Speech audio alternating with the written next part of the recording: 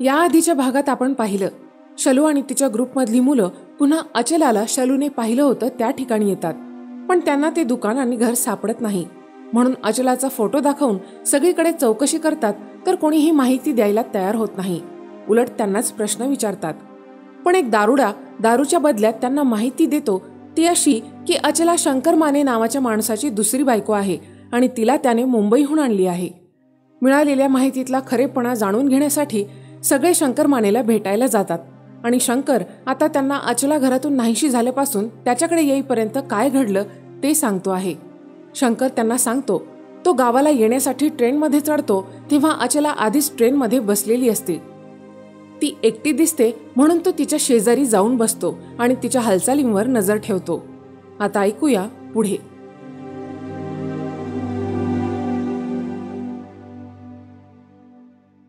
मुलगी परक्याचं धन, ते ज्याचं त्याला सोपवलं की आईबाप जबाबदारीतून मोकळे. पण ते ज्याला सोपवायचं त्या परक्याला आपलंसं करून घ्यावं म्हणून सगळ्या लग्नाचा खटाटोप. जाता येता कोणीही लचके तोडू नयेत म्हणून कोणा एकाला मुलीची मालकी द्यायची. ज्याची मालकी तो तिचा मालक. तसा आता तरी शंकरच अचलाचा मालक होता. त्याच नात्याने त्याने आमचं चहा पाणी केलं होतं, पण आम्हाला चहा पाण्यात इंटरेस्ट नव्हता. त्यालाही ते कळलं होतं, पण गरजेचं वाटत नव्हतं. किंवा पुढे घडलं होतं ते काहीतरी भयंकर असावं, कारण काहीही असेल. शंकर ते सांगायचं टाळायला बघत होता असं वाटलं, पण आम्हाला तेच ऐकायचं होतं. शंकरने चहा पाण्यात वेळ घालवायचा ठरवला असला तरी आम्ही त्याला हातही लावला नाही की उशीर झालाय असं कारण सांगून गेलो नाही. पुढे काय झालं ते समजून घ्यायला चालू आहोत असं सांगून तसेच बसून राहिलो.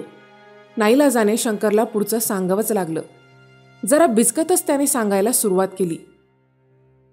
गाडी सुरू झाल्यावर थोड्याच वेळात पुढचं स्टेशन यायच्या आतच डब्यात तिकीट चेकर आला.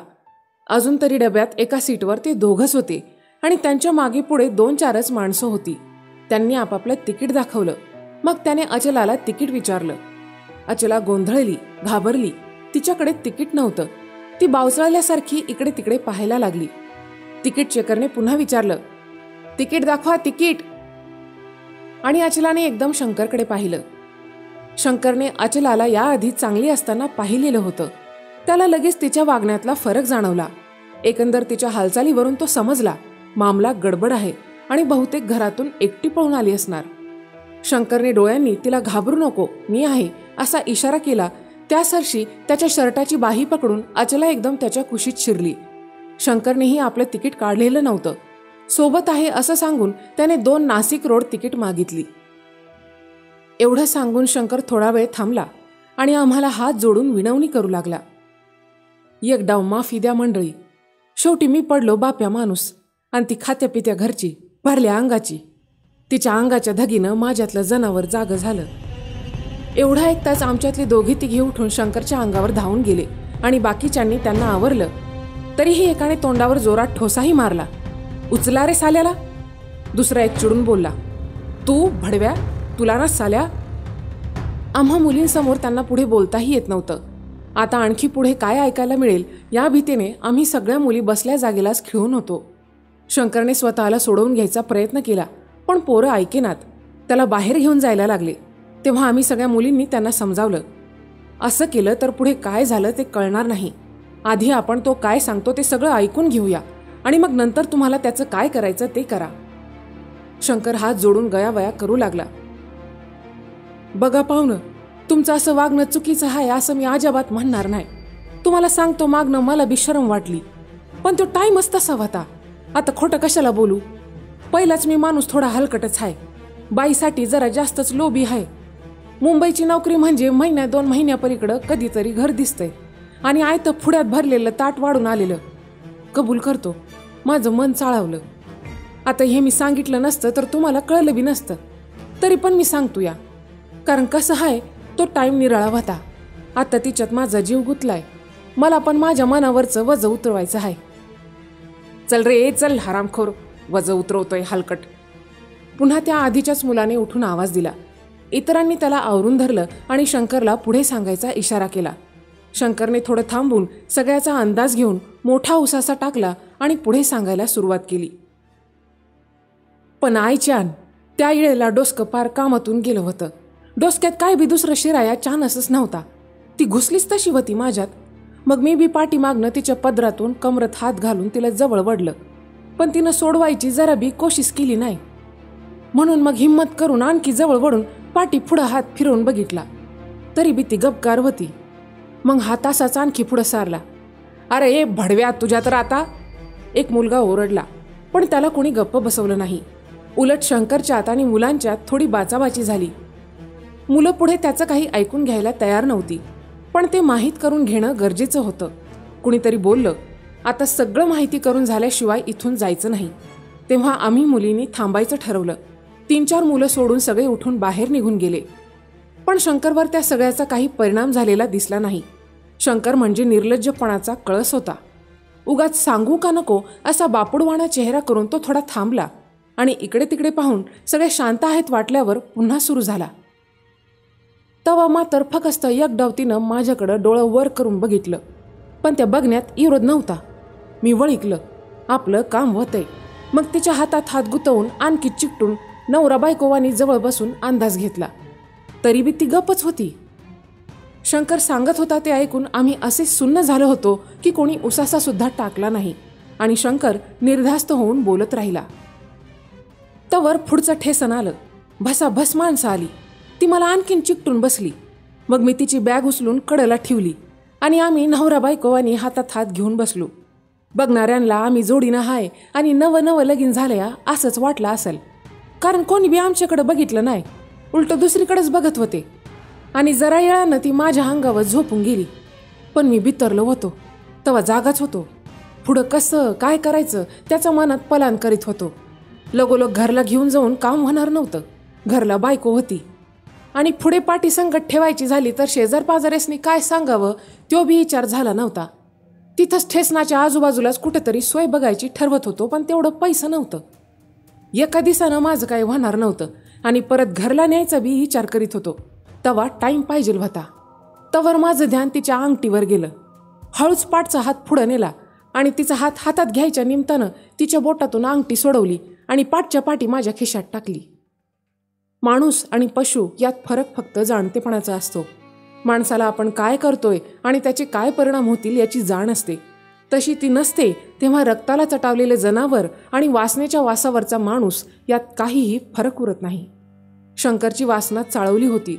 अचलासारखं आयतं सापडलेलं सावज गिळल्याशिवाय ती शांत होणार नव्हती. अचला बिचारी अजाणतेपणी शंकरसारख्या एका हलकट माणसाच्या जाळ्यात स्वतःहून अडकली होती. ती मनोरुग्ण होतीच, पण मुळातच भोळी होती. तिला बऱ्या वाईटाची जाण नव्हती. घरापासून पवनपासून पळून आलेल्या तिने शंकरमध्ये कायमचा आधार शोधला होता आणि तिच्या दुर्दैवानं हे शंकरनं ओळखलं होतं. त्याचाच फायदा घेऊन तो त्याला हवी तशी वापरणार होता. याविषयी आमच्या मनात जराही शंका नव्हती. शंकरचं वासनेनं पिसाटलेलं जनावर झालं होतं. शंकर आता पुढे काय सांगणार ते कळून चुकलं होतं. तरी पण का कोण जाणे, शंकरकडे येण्याआधी वाटत होतं त्यापेक्षा भयंकर काही वेगळंही घडलेलं असू शकतं असा संशय येत होता. आत्तापर्यंत शंकरने स्वतः सांगितलेल्या माहितीवरून तरी शंकर पोहोचलेला गडी होता. अचलाच्या त्याच्या वयात चांगले 10-12 वर्षाहूनही जास्त अंतर असावं असं दिसत होतं. अचला अजून तरुण आहे तोवर तो तिला स्वतःकडे ठेवून घेईल याची शक्यता होती, पण पुढे त्यानं तिचं काय करायचं ठरवले ते सुद्धा काढून घ्यायचं होतं आणि ते जास्त महत्त्वाचं होतं. आम्ही आपसात कुजबुजत तशी चर्चा केली होती. रागावर ताबा ठेवून आधी त्याचं सगळं ऐकून घ्यावं असं ठरलं. आम्ही विचारलं नसताना तो आम्हाला सगळं कसला आडपडदा न ठेवता बिनधास्त सांगत होता आणि रंगवून सांगत होता. कशासाठी? आम्हाला अजून त्याच्या या धीटपणाचं कारण जाणून घ्यायचं होतं. तो म्हणाला तसं मनावरचं ओझं उतरवण्यासाठी असं समजलं तरी त्यानं केलेला गुन्हा किती गंभीर आहे आणि त्याचे परिणाम काय होतील हे मुंबईसारख्या ठिकाणी काम करत असलेल्या त्याला माहीत नसेल हे शक्य नव्हतं. आता तर तो पुराव्यासकट सापडला होता. आम्ही ते अचलाच्या आईवडिलांना सांगितल्यावर अचलाच्या आईवडिलांनी पोलिसात तक्रार केली तर किती मोठी शिक्षा होईल याची त्याला भीती कशी वाटत नव्हती हे कोडं अजून उलगडायचं होतं. आम्हाला कळत होतं शंकरच्या मनात काय चाललंय ते समजून घेण्यासाठी पेशन्स ठेवून त्याचे निर्लज्जपणाचे कारनामे ऐकावे लागणार होते. आम्ही गप्प ऐकून घेतोय म्हटल्यावर कदाचित आमची अजून काय रिॲक्शन होऊ शकते, आम्ही काय करू शकतो याचा अंदाज घेण्यासाठीही असेल, पण तो आता जास्तच धिटाईने बोलत होता. आम्ही ठेसनात उतरलो तरी ती मला सोडना. एकदम बाव चालल्यावानी करायला लागली. मी म्हणलो, चला घरला जायचं आहे ना? तर ती आणखीनच बावचळली. नको नको, घरला नको. घरला तो असल, तो मला पकडल, जेलमध्ये टाकल, मग फाशी होईल. असं काय बाय बोलून मला मागच वडायला लागली. तसं मी म्हणलो, बरं मग आपण हॉटेलात राहायचं. तेव्हा तिनं खुशी खुशी जोरात मान हलविली. मग मी म्हणलो, अगं पण हॉटेलात राहायला पैसे लागत्याल. आपल्याकडं पैसे कुठं आहेत? माझ्याकडे तर नाही बा. त्या सरशी तिनं तिची बॅग खोलून पैसे दाखवलं. इकडे तिकडे 500-600 होते. म्हणलो, अगं खुळे, हे एवढं नाही पुरं पडायचं. तुझे सगळे दागिने बी इकायला लागतील. चालल, इकूया. तरी बी डोसकं हलवून वय म्हणली. आधी पहिली तुझी चैनच काढून दे म्हणलं. तर तिनं पडदिशी चैन काढून माझ्या हातावर ठेवली. ती लागलीच माझ्या गळ्यात घालून तिथं पुढं एका सराफाकाकडे गेलो. त्याच्याकडं चैन आणि अंगठीचे 7,000 भेटले. मग तिथनं रिक्षानं दोघं लॉजवर गेलो. आम्ही मुली पुढच्या कल्पनेनं हादरलो होतो. शंकर मात्र कल्पनेने आता सुद्धा लॉजवर पोहोचला होता. त्याने अचलाचे दागिने घेतले होते.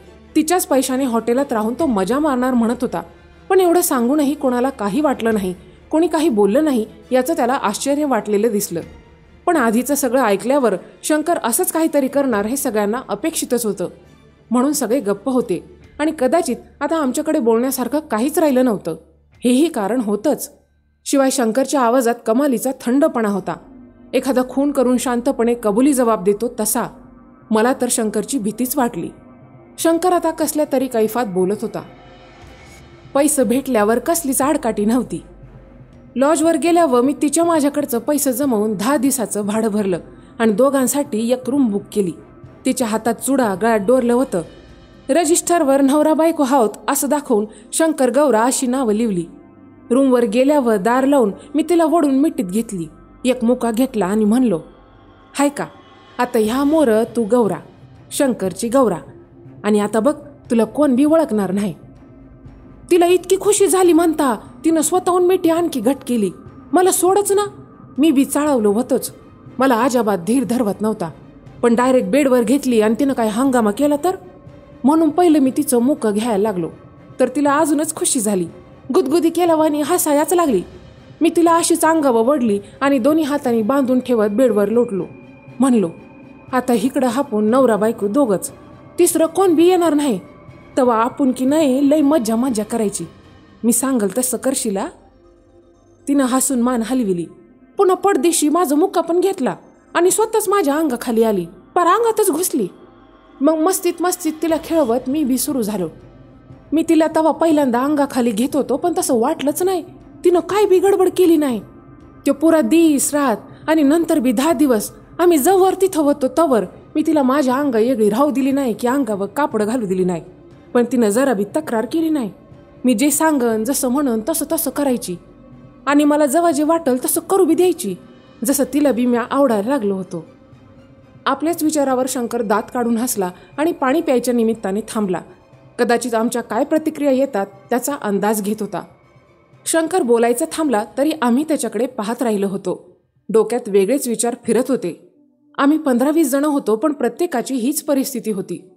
मला तर आत्ताच्या आत्ता शंकरला फासावर लटकवावं आणि कसा दिसतो ते पाहावं असं वाटत होतं. माणूस शरीराने पांगळा झाला तर एका काठीचाही आधार पुरतो, पण तो मनाने पांगळा झाला की धडधाकट माणसाचा आधारही बेभरवशाचा ठरतो. जीवनाचा प्रवाह कधी थांबणारा नसतो. प्रत्येकाला त्यात व्हावंच लागतं. आधारहीन माणूस त्यात कधी गटांगळ्या खातो तर कधी थकून हरून बुडून संपून जातो. किनारा एखाद्याच्याच नशिबी असतो. दुर्दैवाने अचलाच्या नशिबात किनारा नव्हता. तिच्या मनाच्या अंधाऱ्या कोपऱ्यात पवन दबा धरून बसला होता आणि सध्या तरी तिच्या आसपास त्याला हुसकावून लावण्याचा प्रयत्न करणारं कोणीही नव्हतं. ती स्वतः मनाने दुबळी होती म्हणून निराधार होती. या अफाट जगात डोळ्यावर पवनच्या भीतीची पट्टी बांधून जगणाऱ्या अचलाचा असा हा आंधळा प्रवास तिला कुठं नेणार होता हे एक देवाला माहीत होतं आणि दुसरं शंकरला. अशीच परिस्थिती होती आता. आत्तापर्यंत ऐकलेलं इतकं भयानक शिसारी आणणार होतं की अजून यापेक्षा भयंकर काही ऐकायला लागू नये अशी आम्ही सगळेच मनोमन प्रार्थना करीत होतो. पण शंकरला तो सगळा प्रवास आठवून सांगायला मजा येत होती असं वाटलं. तो सुरूच होता. आता किती बी काय बी झालं तरी ती मला सोडणार नाही ह्याची आता मला खातर झाली होती आणि मला बी आता तिची लत लागली होती. आता पावसाळ्याचं 4 महिने तरी मुंबईला परत जाणार नव्हतो. तिला घरला न्यायचा माझा विचार पक्का झाला. पण त्यासाठी तिला कापडं आणि काय लागेल ते सामान आणाय मला बाहेर जायला लागणार होतं. मी निघायच्या 2 दिवस आधी जायचं ठरविलं. तिचं दागिनं मी पहिल्या टायमालाच उतरवलं होतं आणि माझ्या हँडबॅगेत ठेवलं बी होतं. मी ती बॅग संगती घेतली आणि निघालो. निघताना तिला बोललो, आता तू माझी बायको आहेस ना, म्हणून की नाही आपण माझ्या घरला जायचं. मी बाहेर जाऊन तुझ्यासाठी कापडं आणि काय बी लागल ते सामान आणतो. तवर तू हिथं आतमध्येच अशी आपली कापडं घालून दार लावून बसून राहायचं. मी बाहेरून कुलूप करतो. आल्यावर आवाज देईन आणि दार उघडन. पण दुसऱ्या कोणी बी आवाज दिला तरी माझ्या बगर कोणाला पण दार उघडायचं नाही. अगोदर ती मला सोडायला राजीच नव्हती. नाही नाही म्हणत धरूनच ठेवत होती. तेव्हा मी समजून सांगितलं, गौरा बघ कसं हाय, तुला आता माझ्या संगट हिथंच राहायचं आहे का नाही, मुंबईला जायचं नाही ना. तिनं जोरजोरानं मान हलवून नाही सांगितलं. मी हसून लाडानं तिला जवळ घेत म्हणलो, अगं येडे, मग तुला घालाया कापडं नको, तिथं सगळ्या माणसामोरं अशी उघडी वागडी कशी राहशीला. तेव्हा कुठं ती लाजून मागं सरली, पण त्वांड पाडलेलं होतं. तिच्या मनात माझ्यापासून जरा बी वेगळं व्हायचं नव्हतं असं दिसलं. तरी बी मी येतो म्हणल्यावर गपमान हलविली. ते सांगताना शंकरचा चेहरा खुलला होता, जसं त्याला सांगायचं होतं अचला त्याच्यावर किती खुश आहे. माझ्या मनात आगडोंब उसळला होता. काहीतरी करून शंकरच्या चेहऱ्यावरचा सगळा आनंद ओरबाडून खरवडून काढावा आणि त्याचा चेहरा विद्रूप करावा असं वाटत होतं. शंकरचे ते शब्द, तो पुरा दिस रात आणि नंतर बी 10 दिवस आम्ही जवळ तिथं होतो तवर मी तिला माझ्या अंगावेगळी राहू दिली नाही की अंगावर कापडं घालू दिली नाही. ते शब्द माझ्या काळजावरचा शिलालेख ठरणार होते. ते आयुष्यात कधीच मिटणारे नव्हते. ऐकताना काळजावर चरे पडले होते. आता कधी मला अचलाची आठवण झाली की नजरेसमोर 10 दिवस उघडी वागडी वावरणारी अचला आणि तिच्या शरीराशी हवं तेव्हा हवं तसं खेळणारा शंकर दिसणार होता.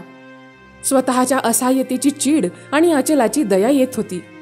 वाटलं कसलं हे जगणं, पंख कापलेल्या पक्षासारखी दुबळी फडफड करत जीव धरून राहायचं फक्त.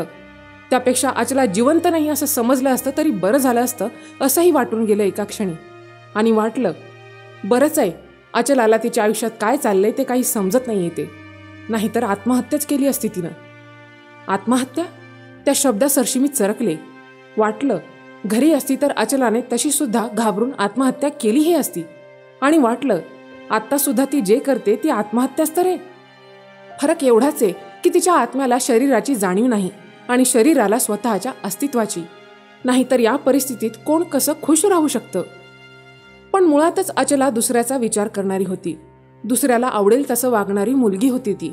आणि आता तर तिच्या मनाचा शरीराचा ताळमेळच चुकलेला. त्यात एकमेव आधार शंकरचाच. तेव्हा त्याला सांभाळणं आलंच. नाहीतर एकटी घरातून बाहेर पडलेली ती काही ठरवता आलं नसेल तिला. आणि तसंही जगात कुठेही गेली असती तरी यापेक्षा आणखी वेगळं काय घडणार होतं. अशा अवस्थेत कोण फुकट आधार देणार होतं तिला. कदाचित ट्रेनमध्ये तिच्या मनाचा या प्रश्नाशी सामना झाला होता आणि शंकर उत्तर होऊन आला होता. काय सांगावं, कदाचित म्हणून ती त्याला हवं तसं वागून आपण खुश आहोत असं दाखवतही असेल. आजवर हेच तर करत आली होती ती. स्वतःची आवड निवड होतीच कुठे तिला. कपडे घ्यायचे आई पसंत करेल ते आणि शिवायचे बाबा म्हणतील तसे. तिला कोणता रंग आवडत होता, काय खायला आवडत होतं, कुठे जायला आवडत होतं, कसं राहायला आवडत होतं, कोणी कधी विचारलं होतं तिला. या सगळ्याचीच तिला इतकी सवय झाली होती की तिची स्वतःची ही वेगळी काही आवड निवड होती की नाही हे तिचं तिला सुद्धा सांगता आलं नसतं. वर तिची आई रुबाबात सगळ्यांना सांगायची, आमच्या अचलाचे कसले नखरे नाहीत, काय पानात पडेल ते खायचं आणि मिळेल ते घालायचं, असे संस्कार आहेत आमचे. बिचारी अचला आधी संस्काराच्या ओझ्याखाली दबून होती आणि आता शंकरच्या अत्याचाराखाली. तेव्हा बाबा सांगतील तसं आणि आता शंकर सांगेल तसं. मनात उलटसुलट विचारांनी धुमाकूळ घातला होता. एकीकडे वाटत होतं अचलाकडे तिची दागिने नसते तर किती बरं झालं असतं. शंकरकडे तर पैसे नव्हतेच, म्हणजे मग तो असा 10 दिवस लॉजवर राहिलाच नसता आणि तिला तसला घाणेरडा अनुभव घ्यावा लागला नसता. पण असंही वाटलं, कुणास ठाऊक, दागिने नसते तर पैशासाठी शंकरने तिलाच कुठेतरी विकलीही असती. असहाय्य असेल तर मुलगी किती असुरक्षित असते याचा विचार करून जीवाचा थरकाप होत होता. राहून राहून वाटत होतं अचलाच्या दुर्दशेला जबाबदार असलेला शंकर अजूनही जिवंत आहे आणि तेही अचलाची मालकी घेऊन. म्हणजे अजूनही तो तिच्याशी त्याला हवं तेव्हा हवं तसं वागू शकतो. नव्हे, वागत असेलच या कल्पनेनं जीवाचा संताप होत होता. कोणाला ऐकतानाही लाज वाटेल अशा गोष्टी शंकर बेशरमपणे सगळ्यांपुढे सांगत होता आणि आम्ही जीवाचे कान करून निमूट ते ऐकत होतो. याची ही शरम वाटायला लागली होती. तरीही पाय निघत नव्हता. पुढे काय हा प्रश्न होता. एकदा वाटलं चला इथेच संपलं सगळं. आता फार तर शंकर म्हणेल मी तिला घरी घेऊन आलो तेव्हापासून ती इथे आहे. पण तसं झालं नाही. सुरुवातीपासूनच आम्हाला ज्याची शंका येत होती ते धोक्याचं वळणही आलंच शेवटी. शंकर अजून काय सांगणार होता? अचलाच्या जीवनात पुढे कोणतं धोक्याचं वळण आलं होतं? जाणून घेण्यासाठी ऐकत रहा ऐलम्मा पैलम्मा.